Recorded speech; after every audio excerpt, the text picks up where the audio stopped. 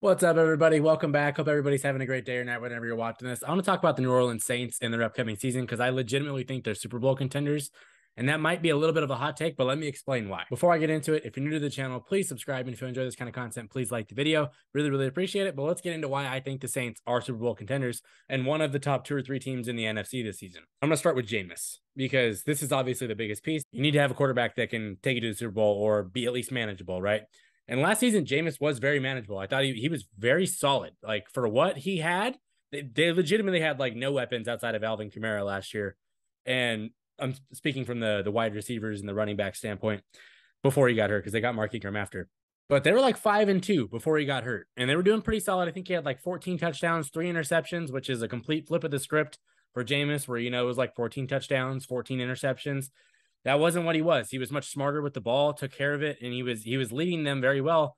And they were going to be a playoff team before he got hurt. Straight up, that's what it was. And they were going to be a playoff team with like 1 or 2 good weapons on offense last year. Now they're going to have like 5. So that alone is going to propel that offense to be so much better. And the weapons, let's talk about them, right? We'll start with Camara. I don't know if he's going to be suspended or anything like that because I know something happened with the Pro Bowl where he got arrested or something. But I'm operating that he's not being suspended as of right now. So Alvin Kamara is one of the top 5 or 6 running backs in the NFL. He's one of the best in space, one of the best receiving running backs. He can literally be a 3-down back. He's, in my opinion, talent-wise, he's up in the top 2 or 3. I love that guy. You can definitely make an argument against 4 other guys. I'm not going to discredit that. But Alvin Kamara is awesome, right? Okay. We got that down. Mark Ingram as the backup running back. That's a solid backup running back. Now you have a 2-headed monster back there that they had in the past and they were very successful with. So then, you're set at the running game. Let's talk about the receivers because the receivers are the biggest change, in my opinion, on this entire team, and that's why it really propels them. People forget how good Michael Thomas is. Oh, he only runs slants. He only runs slants. Let's check those stats for only running slants. So 2019, which was a few years ago, his last healthy season, that man had 149 catches for 1,700 yards and 9 touchdowns. Okay. If you're only running slants and you catch 149 passes, keep running slants because it's clearly working. 1,700 yards. It's clearly working. So the notion that he's a one-trick pony is absolutely stupid, in my opinion. He got the most money as a receiver at the time for a reason. Michael Thomas was legitimately, you could say he was the top 2 or 3 receiver in the league at that time. Obviously, injuries. We don't know what he's exactly going to look like, and I that is very true. But I think he's coming into this season finally fully healthy. The ankle seems to be behind him. He's off the PUP list now. He's ready to go, and I expect him to be able to be very, very good. And here's another reason why I expect him to be very, very good. He's got help at receiver. Jarvis Landry is a quality receiver. The Browns, they loved that guy. He was one of their best receivers for a long time. When he was a Dolphin, he was very good there too. Jarvis Landry is a good player. He's a good, talented receiver, fits perfectly. And then they drafted Chris Olave. Chris Olave was one of my 2 or 3 favorite receivers in the draft. Him and Jameson Williams were the 2 guys that I really loved. And they got Chris Olave. And he is Keenan Allen-esque in the route running. He has speed, literal game breaker. He's going to be awesome. And the fact that he's not going to be relied on to be the number 1 guy is only going to make him so much more lethal. And it's the same for Michael Thomas, where he doesn't have to make every play. Same with Alvin Kamara. They have toys now. Last season, if you watch the Saints, defenses literally would walk in there and be like, we're just going to shut down Alvin Kamara. Everybody go after him. 3 or 4 guys would be paying attention to him at all times. And, they would struggle with it after Jameis got hurt, especially.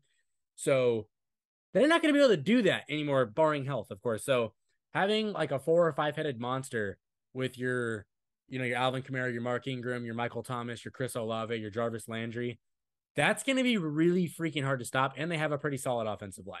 Guys in the trenches don't get a lot of credit. They don't get a lot of love. Ryan Ramczyk is one of the best right tackles in the entire league. Andrews Pete is one of the best left guards. I'm pretty sure that's the position he's playing this year.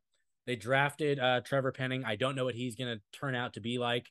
But, their line for a while now has been just very, very solid. And I expect more of the same. So the offense looks like it's going to be like 3,000 times better than it was last year, just in star power and weaponry that they finally got. And with Jameis getting healthy. And I'm going out on a limb here, but I believe in Jameis with this core.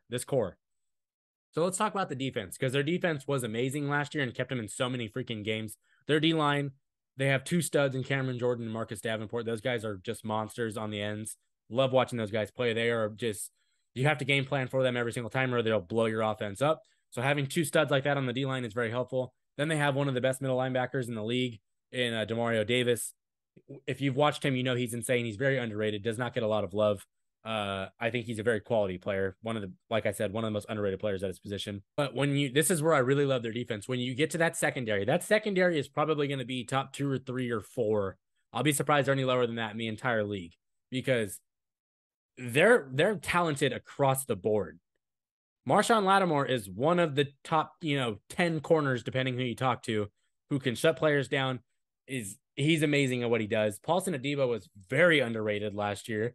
Him coming into his next season, I think it's going to be his second or third year. I expect him to be just as good, if not better.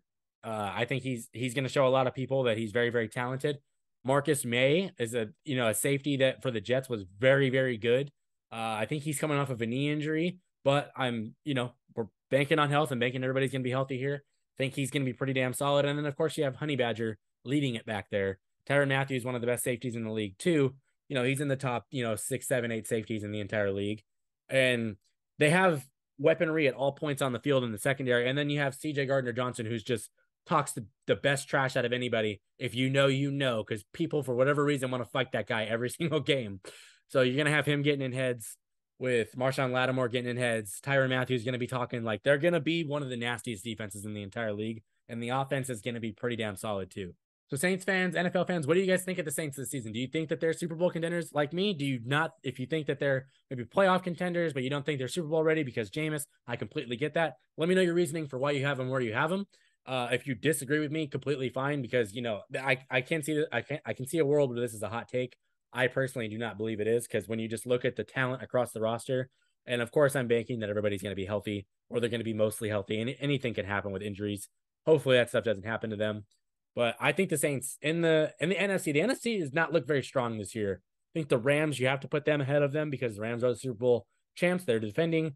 They should be the number one team that they're the top dog for a reason.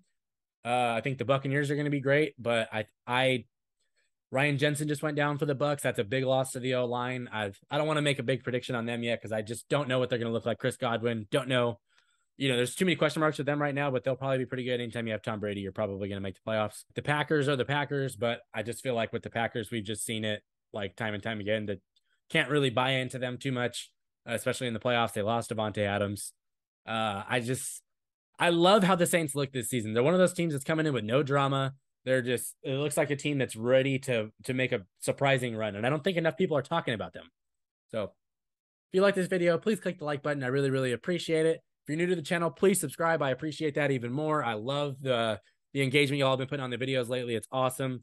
But I got the Saints being Super Bowl contenders. I'm not going to say they're going to win the damn thing, but I think they're definitely contenders, probably dark horse contenders that aren't getting talked about enough. So I'm done here. Thank you for watching. Peace.